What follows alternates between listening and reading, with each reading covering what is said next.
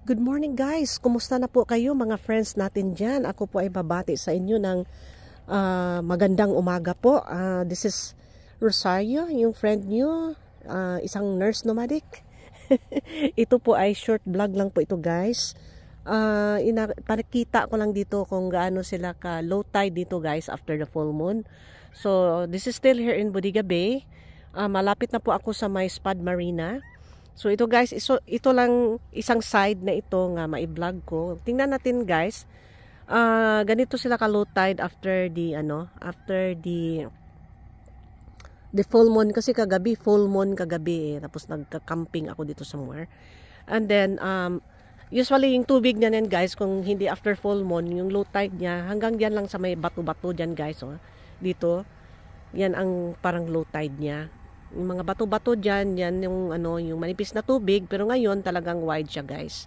Hanggang doon, tama yung sinabi yung isang friend natin nga, wait hanggang low tide dahil mababa sobra ang tubig.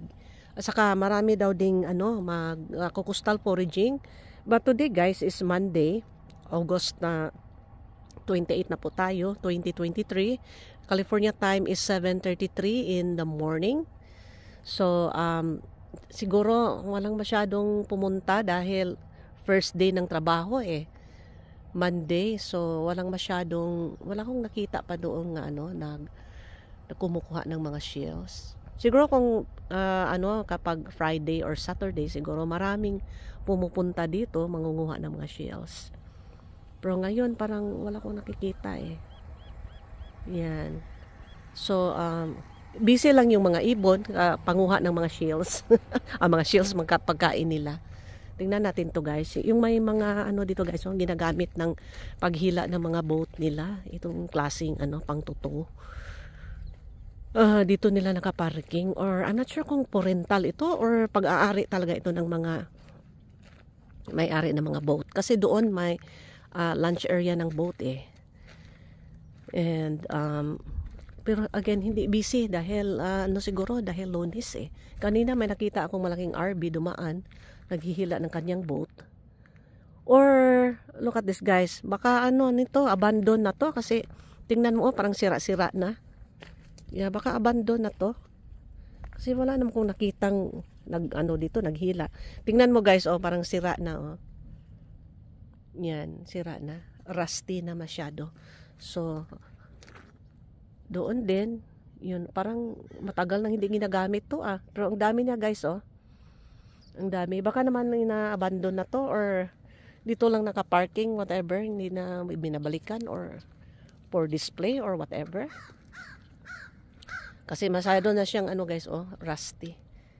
May mga cobwebs na. So, makita mo nga hindi ito ginagalaw for a long period of time. May nakalock naman siya.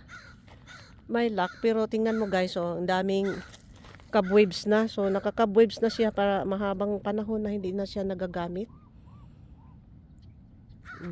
Cobwebs na. So naka-cobwebs na siya guys. So indication nga hindi siya ginagamit for a long period of time. Dumadaan ako dito, wala man akong nakitang naghihila ng boat nito. Yan. Pero may lunch marina dyan. Lunch pad marina. Dala ka ng boat. So, parang talaga siya, yung siguro iniwan na lang dyan or whatever, anong balak nilang gagawin nito. So, yan ang mga lagyanan ng mga boat guys nila kapag maghihila po sila. Ito yung towing connection nila. Master lock.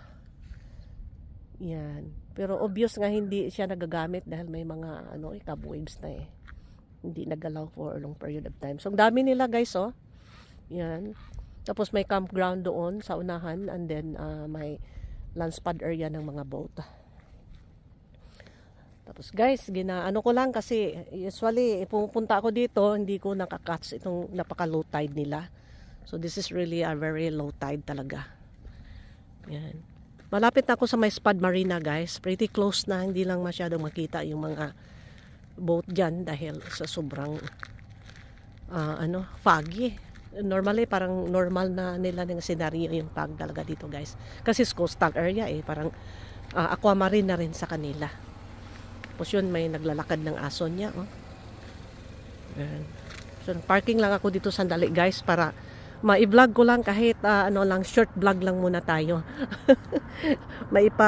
Larawan ko lang ang Bodega Bay, California, kung paano siya naglo-low tide. Tapos may mga halaman dito guys, hindi ko alam anong pangalan, pero beautiful siya. Yan. Alright, okay guys, nandyan po ako naka-parking. Tapos may tao nga kaming nagdala ng aso. And thank you guys for watching for my vlog today. Take care and see you on my next vlog. Bye-bye you!